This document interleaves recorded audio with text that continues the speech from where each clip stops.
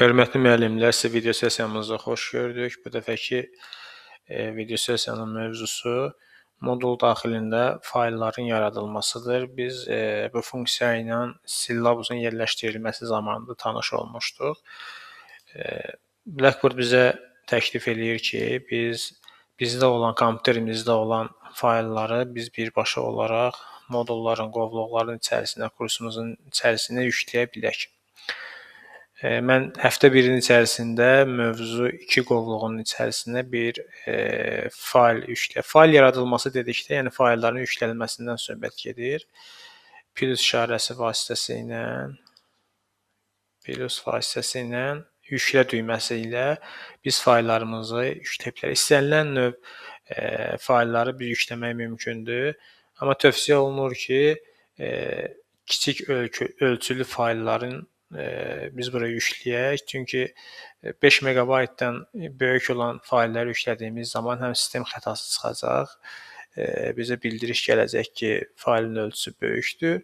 Həm də tələbə fayla baxmaq istədiyi zaman həmin fayl mütləq şəkildə onun cihazına, kompüterinə və yaxud telefonuna yüklənməlidir ki, ondan sonra o həmin fayla baxa bilsin. Ona görə yenə tövsiyə olunur ki, kiçik fayl ölçülərindən istifadə eləyəsiniz. Məsələn, ən azından sənəd və şəkillər üçün yüklə funksiyasından istifadə eləyəsiniz.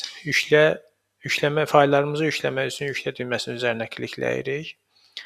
İstənilən növ fayl ola bilər. Məsələn üçün biz bir sillabusumuzu yükləmişdik. İndi bir şəkil faylı yükləyək bura. Bir şəkil faylı seçirik. Baxın və endirin seçimini qoyuruq. Burada da mövzu, faylın adını yazırıq. Mövzu 2 ilə bağlı qısa məlumat və yaddaşda saxlayırıq. Tələbələr üçün açırıq bunu. Artıq faylımız yüklənib. Tələbənin baxışına keçid etdiyimiz zaman baxaq görək ki, tələbələr bizim faylımızı hansı formatda görür. Deməli, həftə 1, mövzu 2 açdıq. Aşağıda mövzu 2 ilə bağlı qısa məlumat. Üzərinə kliklədiyimiz zaman həmin fayl yüklənir. Ondan sonra açılır. Yəni, faylın ölçüsü əgər böyük olarsa, video faylı olarsa, video fayl tam yüklənəndən sonra artıq açılacaq. Yəni, bunu da nəzərimizdə saxlayaq.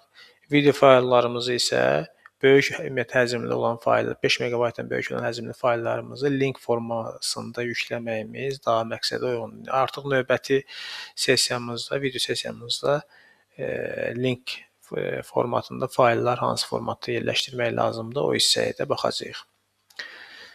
Bu dəfəki video sessiyamız bu qədər. İzlədiyiniz üçün təşəkkür edirəm.